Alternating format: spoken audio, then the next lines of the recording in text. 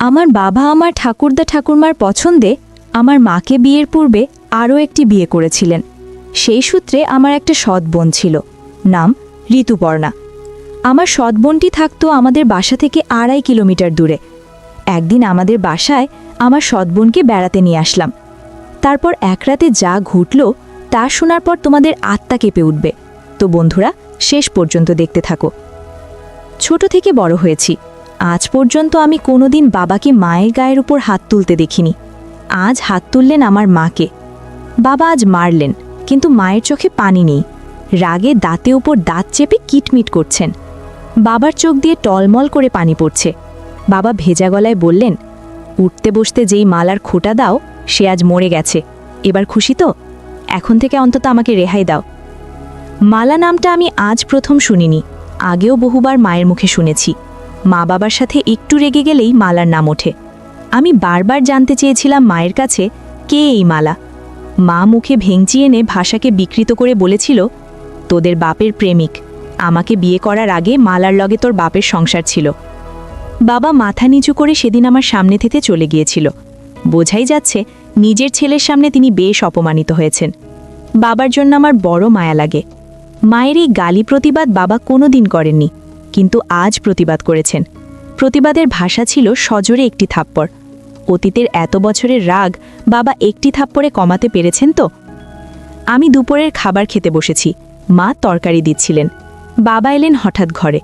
তখনই মায়ের হুঙ্কার, আমায় রেখে কাউকে কিছু না কইয়া কার কাছে গিয়েছিলা? কইয়া গেলে কি হইতো? না করতাম কি? আমি এত বছরেও না কইরা ফিরতে পারছি? বাবা এগিয়ে এলেন, থাপ্পড় দিয়ে মালার মৃত্যু সংবাদ প্রকাশ করলেন। এমতাবস্থায় আমার গলা দিয়ে আর ভাত নামে না। বাবা ঘর থেকে চলে গেলেন। মায়ের দিকে তাকিয়ে বুঝলাম মৃত্যু সংবাদ শুনে তার রাগ একটু কমেছে। আমি খাবার রেখে বাইরে গিয়ে হাত ধুয়ে ফেলেছি। মনটা কেমন খারাপ লাগছে। বাবা যে আজ দোকানে যাবেন না বোঝাই যাচ্ছে। তার চেয়ে ভালো আমি দোকানে গিয়ে বসি। ক্রেতাদের চাল দিতে দিতে মনটাকে অন্যদিকে ঘুরিয়ে রাখা যাবে। রাত তখন 12:30 হবে। আমি বই পড়ছিলাম, অনেক সুন্দর একটা গল্পের বই। গল্প পড়তে পড়তে আমার তন্দ্রা কাটিয়ে দিল দরজায় টক টক শব্দে। দরজার ওপাশ থেকে বাবার গলার শব্দ, সাফিন, ঘুমিয়ে পড়েছিস? আমি কোনো জবাব না দিয়ে দরজা খুলে দিলাম। বাবা ঘরে ঢুকে আমার বিছানায় বসতে বসতে বললেন, ঘুম আসেনি এখনো? তোর সাথে গল্প করতে এলাম। বাপ বেটার গল্প অন্য কাউকে শুনতে হয় না, তাই এখন এলাম। তোর সমস্যা হবে না তো? আমি মুচকে হেসে বললাম, না বাবা, আমার আরও ভালো লাগছে যে তুমি এসেছো। আজ এই ঘরে ঘুমাও, মায়ের ব্যবহারে মন খারাপ করে থেকো না। বাবা পা তুলে আয়েশ করে বসলেন। ইশারায় আমাকে চেয়ার টেনে কাছে আসতে ইঙ্গিত করলেন। আমি লোহার চেয়ার নিয়ে বাবার মুখোমুখি বসলাম। বাবা আমার দিকে কিছুক্ষণ তাকিয়ে রইলেন। তারপর দেয়ালের দিকে তাকিয়ে বললেন, তোর অনেক কিছু জেনে রাখা দরকার। আমি তোকে জানাতে চাই। আগেও জানাতে চেয়েছি, সাহস হয়নি। ভেবেছি তোর মা যেমন অকথ্য ভাষায় কথা বলে হয়তো জানা হয়ে যাবে, কিন্তু তুই জানিস না কিছুই। শুধুই একটি নাম জানিস, মালা। তুই এই নামটি তোর মায়ের মুখে শুনেছিস। যতবার শুনেছিস আমি লজ্জা পেয়েছি, বলতে পারিনি কিছু। আজ বলবো। আমি গভীর মনোযোগ দিয়ে বাবার গল্প শুনছি। যে নাম নিয়ে মায়ের অকথ্য ভাষা, বাবার লজ্জা পাওয়া, অজানাকে জানতে অবশ্যই মনোযোগী হওয়া প্রয়োজন। বাবা এক নাগারে গল্প বলছেন। লুকাই কি, এক গল্প। তোর মায়ের মুখে মালা নাম শুনে হয়তো ভেবেছিলি আমার অন্য কারো সাথে কোনো সম্পর্ক আছে। সত্য হলো, মালার সঙ্গে আমার কোনো সম্পর্ক নেই। মালা আমার বিয়ে করা প্রথম স্ত্রী ছিল। তোর ঠাকুরদা ঠাকুরমা পছন্দ করে বিয়ে করিয়েছিলেন, তোর ঠাকুরদার বাড়ির কাছেই। আমরা যে এত বছর ধরে তোর ঠাকুরদা ঠাকুরমাকে রেখে শহরে থাকি, তার একটি কারণ এই মালা। তোকে নিয়ে যে প্রতিবার তোর ঠাকুরদার বাড়ি যেতাম, আমি তোর সাথে সাথে থাকতাম, যেন আমাদের গ্রামের কারো কাছ থেকে এই বিষয়ে কিছু শুনতে না হয়। তোর খারাপ লাগতে পারে শুনলে। তোর ঠাকুরদা ঠাকুরমা মারা যাওয়ার পর গ্রামে খুব তেমন একটা যাই না। তোর মা সব জানে, তবুও তোকে বলেনি যে আমি আগেও একটি বিয়ে করেছিলাম। আমার আর মালার একটি সন্তানও আছে, নাম ঋতুপর্ণা, তোর সৎ বোন। ঋতুপর্ণার নামটাও বাংলার 12 মাসের একটা নাম। তোর মা আমার দ্বিতীয় স্ত্রী। সে যাই হোক, মালার সাথে বৈবাহিক সম্পর্ক শেষ হওয়ার পর সে পরবর্তীতে আবার বিয়ে করে এক মাদ্রাসার শিক্ষককে, তোর ঠাকুরদার বাড়ি থেকে কয়েকটা গ্রাম ওপারে। 9 বছর সংসার করলেও আর কোনো সন্তানাদি হয়নি। উনি মারা গেলেন হঠাৎ করেই। আমি সব খুঁজে রাখতাম। রাখার কারণ, ঋতুপর্ণা আমার মেয়ে, আমি তাকে আমার কাছে রাখতে পারিনি। উনি মারা যাওয়ার পর সেই সংসারে টানাটানি অবস্থা।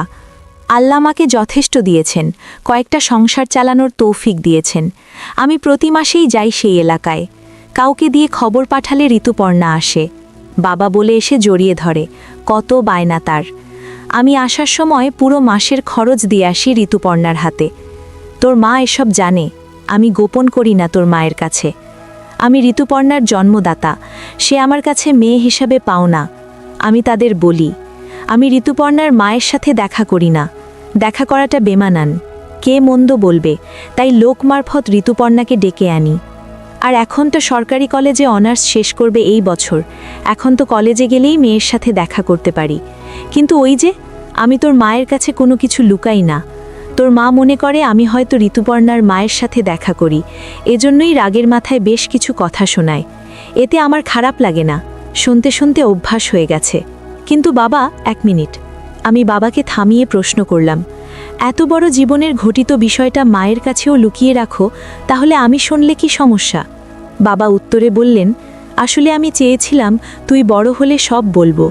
তোর মানসিক বেড়ে ওঠায় মস্তিষ্কে কোনো প্রভাব পড়ুক সেটা চাইতাম না। কিন্তু ভুলে গিয়েছিলাম, যথেষ্ট বড় হয়েছিস। মাধ্যমিক পরীক্ষা দিয়ে আর পড়ে না। ঋতুপর্ণা শুনেও কষ্ট পেয়েছে। ও হ্যাঁ, ঋতুপর্ণা কয়েকবার বলেছিল তোকে সব জানাতে, আমি সাহস পাইনি। তবে বিশ্বাস কর, ঋতুপর্ণার মায়ের সাথে আমি দেখা করতাম না কখনো। কিন্তু আজ মৃত্যু সংবাদ শুনে না গিয়ে থাকতে পারিনি। তার উপর তোর মায়ের এমন কথাটুকু সহ্য হয়নি।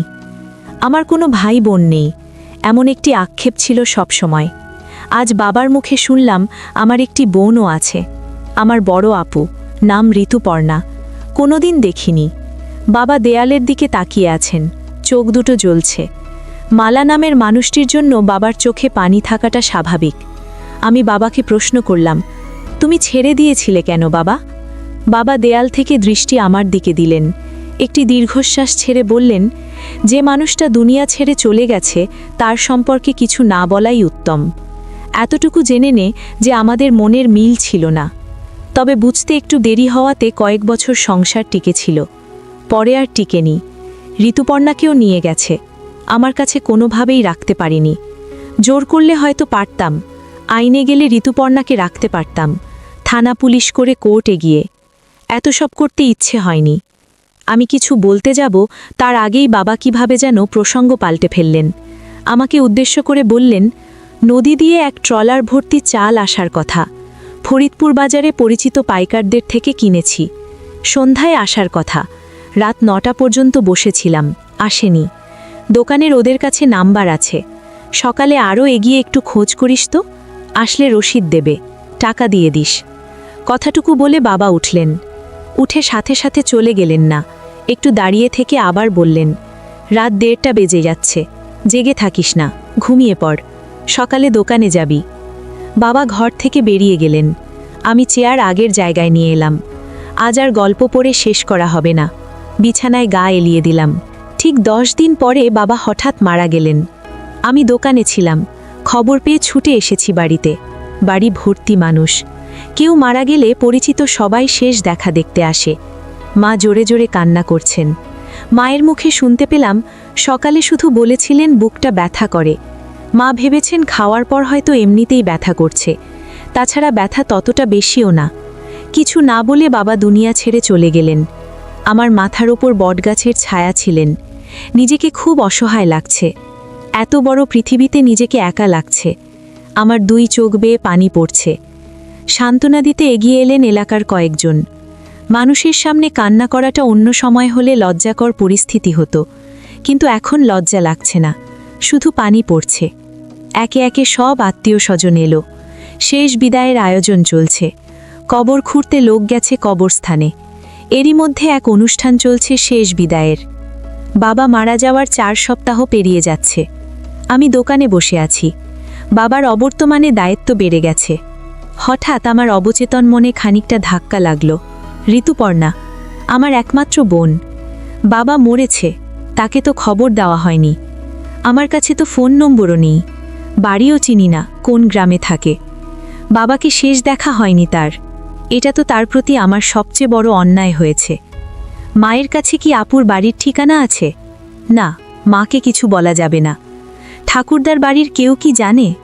ভাবতে ভাবতে হঠাৎ মনে পড়ল, বাবা বলেছিলেন ঋতুপর্ণা আপু ঢাকা সরকারি কলেজ থেকে এবার স্নাতকোত্তর শেষ করবেন। আমি বসা থেকে উঠে দাঁড়ালাম। একটা মহা ভুল হয়ে গেল। আপুকে বাবার মৃত্যু সংবাদ জানানো দরকার ছিল। ঢাকা সরকারি কলেজের উত্তর দিকে স্নাতকোত্তর ভবন। আমার পরিচিত কেউ নেই এখানে। স্নাতকোত্তর ভবনের সামনে অনেকেই আছে। আমি এগিয়ে গেলাম। সবাই বয়সে আমার বড়। একসাথে ৫-৬ জন কথা বলছে দাঁড়িয়ে। আমি গিয়ে সালাম দিলাম। জানতে চাইলাম স্নাতকোত্তর শেষ বর্ষের ঋতুপর্ণা নামের কাউকে চিনেন কিনা। সাথে সাথে একজন ডান দিকে তাকিয়ে একটু মাথা উঁচু করে বলল, এই ঋতুপর্ণা, তোকে কেউ খুঁজতে আসছে। আমার চোখ যেন অপেক্ষা সইছে না। কেউ একজন এগিয়ে আসছে। আমার কয়েক বছরের বড় হতে পারে। দেখতে খুবই সুন্দর। ইচ্ছে করছে এখনই চিৎকার করে বলি, আমি তোমার একমাত্র ভাই শাফিন। কিন্তু বলতে পারিনি। আমার গলার স্বর যে ভেজা কিনা বুঝতে পারছি না। সে বলল, আপনাকে কি বলে সম্বোধন করব ভেবে পাচ্ছি না। আসলে কি, আমি পরিচয়ের শুরুটা কিভাবে করব? মুখ ফুটে বললাম, আপু, আপনার সাথে কিছু কথা আছে, খুব জরুরি। একটু এদিকে আসবেন। স্নাতকোত্তর ভবনের সামনে দুর্বা ঘাসের শীতল পাটির মতো বিছানো। আমি আপুকে নিয়ে একটু আড়ালে গেলাম। আপুর কৌতূহলী চোখ। হঠাৎ বললাম, আমি সরিষা বাড়ি থেকে এসছি। আমার নাম শাফিন। কথাটুকু বলে আপুর দিকে তাকালাম। আপু নির্বাক, চোখের পলক পড়ছে না। চোখ দুইখানা ভিজে উঠল। আমার সামনে আরেকটু এগিয়ে এসে আপু বলল, তোমাকে দেখার ইচ্ছে ছোটবেলা থেকে। আমার একটা ভাই আছে, আর তাকে আমি কখনো দেখিনি। এই কষ্টটা আমার অনেক বছরের। কত বড় হয়ে গেছো তুমি। আমার দৃষ্টি নিচের দিকে। ইচ্ছে করছে নিজের চোখের সাথে যুদ্ধ ঘোষণা করি। আমার চোখ থেকে এখন যেন কোনো পানি না পড়ে। আমি হাজারো চেষ্টা করে যাচ্ছি আটকাতে আর পারলাম না। এরই মধ্যে আপু আবার বলল, বাবা মারা যাওয়ার দিন গিয়েছিলাম তোমাদের বাড়িতে। দোকান থেকে সোহেল নামের কেউ একজন ফোন করেছিল। তোমাদের বাড়ির ঠিকানা নিয়ে গিয়েছিলাম। আধা ঘন্টার মতো ছিলাম। সবাই কান্না করছে, মানুষের ভিড়। আমিও বাবার মুখখানি শেষবারের মতো দেখে নিয়েছি। দেখে কান্নাও করেছি। কিন্তু কেউ জানে না আমি কে। তোমাকেও খুঁজেছি, জিজ্ঞেস করিনি কারো কাছে। কে কবর খুঁড়তে গেল, কে বাজারে গেল, এসব বলার সময় শুনলাম তোমার নাম। কেউ একজন বলছে শাফিন কাপড় কিনতে গেছে। আমি আর সেখানে থাকিনি, চলে এসছি। মাথা তুলে তাকাতে খুব ইচ্ছে করছে, কিন্তু চোখের পানি লুকাতে পারবো না। আপু আমার চোখের পানি মুছে দিচ্ছেন। বড় বোনের বুঝি এত মমতা থাকে, এত দাম থাকে? আপু আমার চোখের পানি মুছে দিয়ে বললেন, তুমি ছোট হলেও এখন তোমার দায়িত্ব অনেক। মায়ের দিকে খেয়াল রেখো। আমি দোকান থেকে আসার সময় 25,000 টাকা নিয়ে এসেছি। পকেট থেকে টাকাটা বের করে আপুর হাতে দিয়ে বললাম, আমি এখন আর ছোট নেই আপু, অনেক বড় হয়েছি। মায়ের খেয়াল যেমন রাখতে পারবো, তেমনি আপুর জন্য এই ভাইটি আছে। আপু একটু চমকালেন বোধহয়। তারপর টাকাটা আমার হাতে দিয়ে বললেন, আমি তোমার চেয়েও বড়। এখন আমার টাকা লাগবে না, মামার বাড়িতে থাকি এখন। আমি টাকা ফেরত না নিয়ে বললাম, টাকা নিতেই হবে। আপুর সব দায়িত্ব এখন থেকে তার ভাইয়ের। বাবা শুধু আমার একার নয়, তোমারও বাবা, তোমারও অধিকার আছে। আমাকে শুধু আপু ডাকতে দিও, বঞ্চিত করো না। স্নাতকোত্তর ভবন সাক্ষী হচ্ছে দুই ভাই বোনের চোখ থেকে গড়িয়ে পড়া পানির। সামনে এগোচ্ছি। দোকানে যেতে হবে, দোকান থেকে বাড়িতে। মা কয়েকদিন ধরে একা থাকে। মায়ের কাছাকাছি থাকাটা দরকার, গল্প করা দরকার। সব দায়িত্ব এখন আমাকে পালন করতে হবে। রিকশায় উঠে কিছু দূর এসে পেছন ফিরে দেখি আপু তখনও আমার চলে আসা দাঁড়িয়ে দেখছে, যেন ভাইকে বিদায় দিতে মন যাচ্ছে না তার। কিছুদিন পর আমি আপুকে বললাম, আপু, তোমাকে আমাদের বাড়িতে নিয়ে যেতে আসলাম। কিছুদিনের জন্য আমাদের বাড়িতে চলো, একটু ঘুরে ফিরে আসো, ভালো লাগবে তোমার।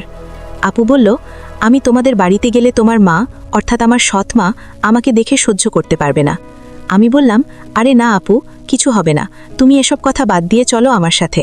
আমিও ভাইয়ের কথায় আর মায়ের টানে চলে গেলাম তাদের বাসায়। আমাকে আমার সৎমা দেখে মুখটা কেমন যেন অন্ধকার করে ফেলল। আমি এতে কিছু মনে করলাম না, এটা আমি স্বাভাবিকভাবেই নিলাম। ব্যাপারটা, বাবা মারা যাওয়ায় মায়ের কষ্টটা অনেক বেড়ে গেছে। আপু, আমি তোমাকে এখন থেকে কষ্ট করতে দেব না। যা প্রয়োজন তুমি আমার কাছে চাই।